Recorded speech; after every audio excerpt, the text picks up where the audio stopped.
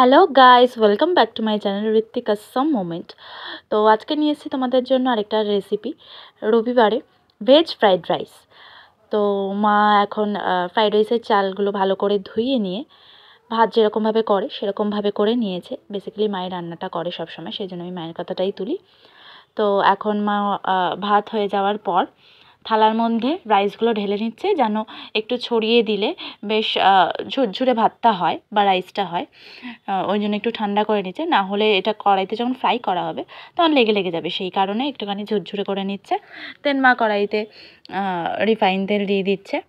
তেল দিয়ে দেওয়ার পরে চলে এসছে ভেজিটেবলস, যেহেতু আজকে প্রথমেই বললাম যে ভেজ ফ্রাইড রাইস, তো সেই জন্য ভেজিটেবলস চলে এসছে। তো ভেজিস কোনগুলো দেওয়া হয়েছে, গাজর কেটে দেওয়া হয়েছে, বিনস দেওয়া হয়েছে আর ক্যাপসিকাম খুব সুন্দর করে। আমার মা বিনসটা না খুব সুন্দর কাটে, এরকমভাবে আমি একদম কাটতে পারি না, অনেকবার ট্রাই করেছি বাট কোনো দিনই হয় না। তো যাই হোক, এবার সমস্ত ভেজিসগুলো দিয়ে দিল, দিয়ে তেলের মধ্যে ভালো করে ফ্রাই করে নেবে। তারপরেই তেজপাতাটা দিতে প্রথমে ভুলে গেছিলো, ফোড়নে তেজপাতাটা দিতে হয়, তো দেন মা পরেই তেজপাতাটা দিল। তারপরে নুন দিয়ে দিচ্ছে। নুনটা একটু তাড়াতাড়ি দিলে কি ভেজিসগুলো একটু তাড়াতাড়ি মজে যায় বা একটু তাড়াতাড়ি নরম হয়ে যায়। তো দেন ওটা দিয়ে একটু নাড়াচাড়া করছে ভালো করে।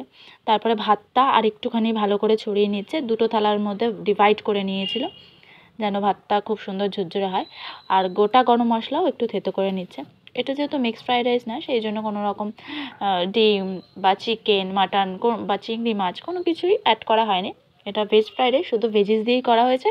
আর বিভিন্ন রকম গরম মশলা এই সমস্ত দিয়েই করা হয়েছে, গরম মশলা, তেজপাতা, কিশমিশ। আমি কিশমিশটা ভালো খাই, সেই জন্য মা কিশমিশ দিয়েছে। আমি একদম বাদাম খেতে পছন্দ করি না, তাই মা বাদাম দেয়নি। আমার কথা ভেবেই বেসিক্যালি বাড়িতে রান্নাগুলো করা হয়। আর আমার মা ভীষণ ভালো ফ্রাইড রাইস করে, আমি কোথাও গিয়ে এরকম ফ্রাইড রাইস পাইনি।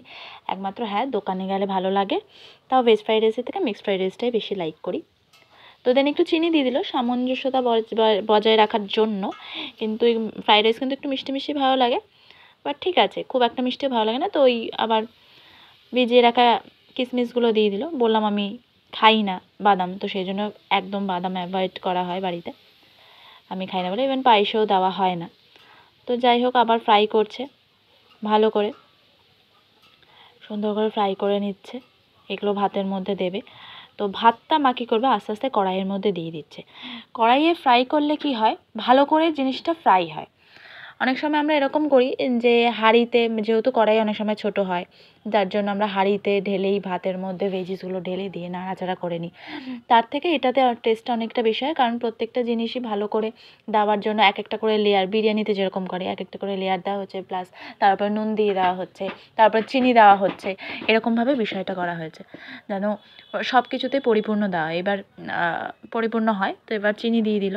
এবার এটা নাড়তে একটু কষ্ট ঠিকই, তবে তোমরা বাড়িতে ট্রাই করো, আর খুব সাবধানে ট্রাই করবে যখনই করবে, কারণ এটা যারা করতে করতে ওয়াকিবহাল তারা ছাড়া, খুব ফ্রেশার যারা, তাদের খুব কষ্ট। মানে আমি তো একদম এইসব পারি না। যাই হোক, আমার জন্য হাঁড়িটাই সুবিধা, হাঁড়ির মধ্যে সমস্ত কিছু দিয়ে একবারে নাড়া। তো যাই হোক, তো দেন এটা ফ্রাই করে দেওয়ার পরেই মা আস্তে আস্তে নামিয়ে ফেলবে। খানিকক্ষণ ফ্রাই হয়ে গেলে একটু নাড়াচাড়া করেই হাঁড়িতে ঢেলে নেবে। তো thank you for this video watching. তো টাটা, স্টে টিউন পরের ভিডিওর জন্য। বাই বাই, দেখা হবে নেক্সট ভিডিওয়। Thank you.